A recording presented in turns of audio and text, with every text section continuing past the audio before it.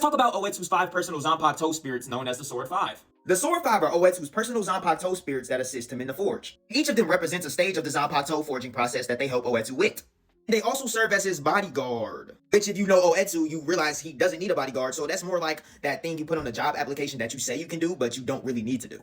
But anyways, let's talk about Mira, the first spirit in the Sword 5. Or when I say first spirit, I'm referring to the first spirit in the forging process. And given the hint of the Japanese translation of her name, equaling Kindling Island, it's pretty simple to tell what her part of the forging process is. Mira is the flame of the forge. Her power is to breathe fire, which she pretty much breathes fire into the forge, which Oetsu uses to create all his swords. And the second zanpakuto spirit of Oetsu we'll talk about is Toki Tonokawa, who pretty much serves as the water for Oetsu's forge. Which is pretty much all you need to know about her. Her ability allows her to summon water from a bucket, which is pretty much the opposite of Mira. While Mira heats stuff up, she cools things off. Another valuable part of the crafting process. For our third zanpakuto spirit, we have No No Nomino. Yes, Oetsu is the Da Vinci of our age when it comes to naming things.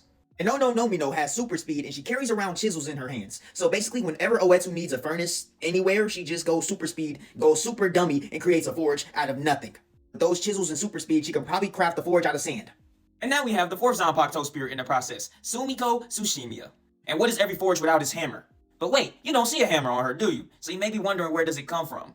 Possible warning for something that may or may not disturb you? She happens to yank on her tooth a little bit, which then proceeds to transform into a hammer.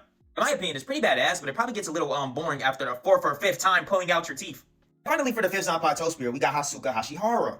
She has the wonderful power to manipulate her hair and hold things with it. She's basically you when you hold the flashlight for your dad when he's working on a vehicle.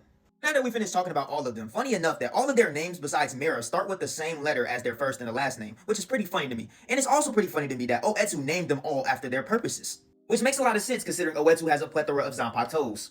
But these 5 pretty much help Oetsu craft all the zanpakutos in creation. But let me know what y'all think down below about this video. There's not a lot of information about them already, so this is the best I had to go on.